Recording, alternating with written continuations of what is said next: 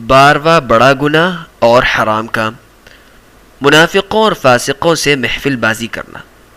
بہت سے کمزور ایمان لوگ بعض بدکاروں، فاسقوں، فاجروں کی محفلیں سجاتے ہیں، بلکہ بعض اوقات تو اللہ تعالیٰ کی شریعت پر طنز و تنقید کرنے والے اور دین و اہل دین کا مذاق اڑانے والوں کے ساتھ بھی برابر اٹھتے بیٹھتے، کھاتے پیتے ہیں۔ یقیناً یہ ایک حرام عمل ہے جو انسان کے عقیدے کو داغدار کرتا ہے۔ اللہ تعالیٰ نے ارشاد فرمایا: وَإِذَا رَأَيْتَ الَّذِينَ يَخُوضُونَ فِي آيَاتِنَا فَأَعْرِضْ عَنْهُمْ حَتَّى يَخُوضُوا فِي حَدِيثٍ غَيْرِهِ وَإِمَّا يُنْسِيَنَّكَ الشَّيْطَانُ فَلَا تَقْعُدْ بَعْدَ الذِّكْرَى مَعَ الْقَوْمِ الظَّالِمِينَ۔ اے پیغمبر، جب آپ ان لوگوں کو دیکھیں جو ہماری آیتوں میں عیب جوئی اور نکتہ چینی کر رہے ہوں تو آپ ان لوگوں سے کنارہ کش ہو جائیں، یہاں تک کہ وہ اس بات کو چھوڑ کر کسی اور بات میں لگ جائیں، اور اگر کبھی شیطان آپ کو یہ نصیحت بھلا دے تو یاد آنے کے بعد پھر ایسے ظالم لوگوں کے ساتھ مت بیٹھیں۔ اس آیت میں خطاب اگرچہ نبی کریم صلی اللہ علیہ وسلم سے ہے، لیکن امت مسلمہ کا ہر فرد اس سے مخاطب ہے۔ اس سے ہر وہ مجلس مراد ہے جہاں اللہ اور اس کے رسول کے احکامات کا مذاق اڑایا جاتا ہو،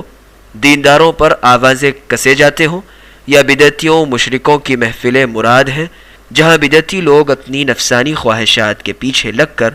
آیات الہی کو توڑ مروڑ کر پیش کر رہے ہوں۔ اگر کوئی شخص ان بدعتیوں کو ان حرکات سے باز نہیں رکھ سکتا تو کم از کم ان سے میل جول بھی تو نہ رکھے اور نہ ان کی محفلوں میں جائے، اور خاص طور پر وہ شخص جو دینی علم سے ناواقف ہو، اس کے حق میں یہ حکم زیادہ تاکیدی ہے تاکہ کہیں وہ اہل بدعت کے گمراہ کن شبہات اور فاسد تعویلات سے متاثر ہو کر دین حق سے ہاتھ نہ دھو بیٹھے۔ ہاں، اگر وہ صاحب علم ہو اور کلمۃ الحق بلند کرنے نیز اہل بدعت کے باطل شبہات کا رد کرنے کی نیت سے شرکت کرے تو جائز ہے، بصورت دیگر سخت گناہ اور عذاب الہی کا باعث ہے۔ مذکورہ بالا حالت میں ان کے ساتھ اٹھنا بیٹھنا اور میل جول رکھنا کسی صورت جائز نہیں، چاہے وہ کس قدر زیادہ گہرے اور قریبی رشتہ دار ہی کیوں نہ ہو، ان کا قبیلہ و خاندان کس قدر مہربان خوش مزاج ہی کیوں نہ ہو، اور ان کی زبانیں چاہے کس قدر میٹھی اور شیرین کیوں نہ ہو، بہرحال ایسے ظالموں کے ساتھ اٹھنا بیٹھنا جائز نہیں۔